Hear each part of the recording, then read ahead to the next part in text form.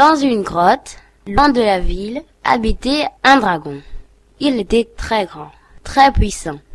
L'hiver, il dormait profondément et au premier jour du printemps, il s'envolait pour se chercher une compagne.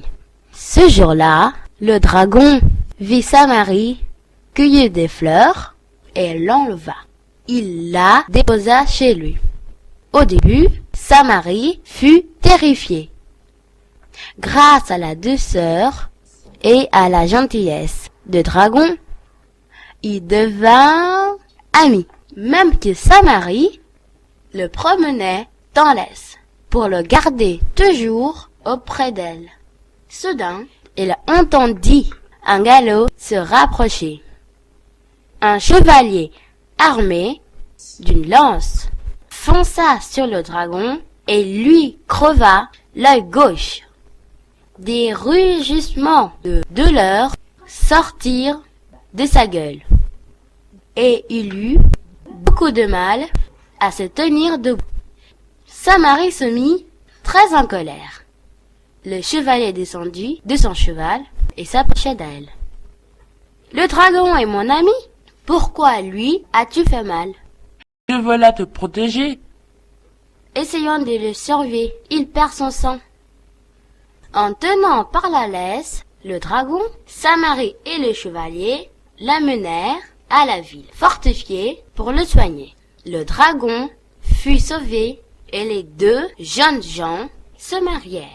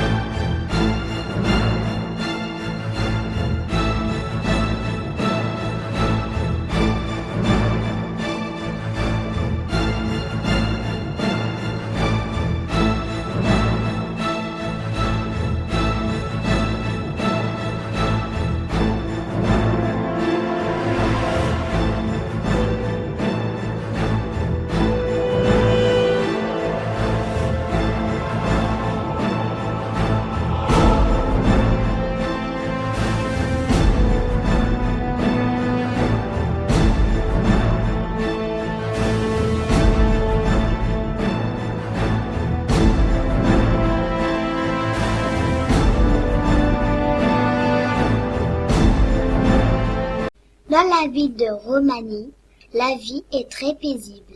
Les femmes font leurs courses avec leurs enfants qui batifolent dans les rues. Les hommes travaillent dans leurs boutiques. Tout à coup, on entend des galops rapides qui se rapprochent. Les soldats entrent dans la ville. Ils saisissent les enfants et s'enfuient à toute vitesse. Les pères vont chercher leurs lances et se précipitent à la poursuite des guerriers. Une grande bataille commence. Les enfants sont à terre. Les femmes tentent de les protéger. Le combat est violent. Les lances sont menaçantes. Les coups pleuvent. Alors les femmes essaient de séparer les guerriers. En signe d'arrêt des combats, les soldats lèvent leur épée, surmontée de leur casque. Petit à petit, le calme revient. Tout le monde est très fatigué et décide de faire la paix. Les parents recherchent leurs enfants et les consolent. On installe de grandes tables. Les femmes vont chercher de quoi réconforter tout le monde. Et l'on se promet de ne plus jamais se combattre.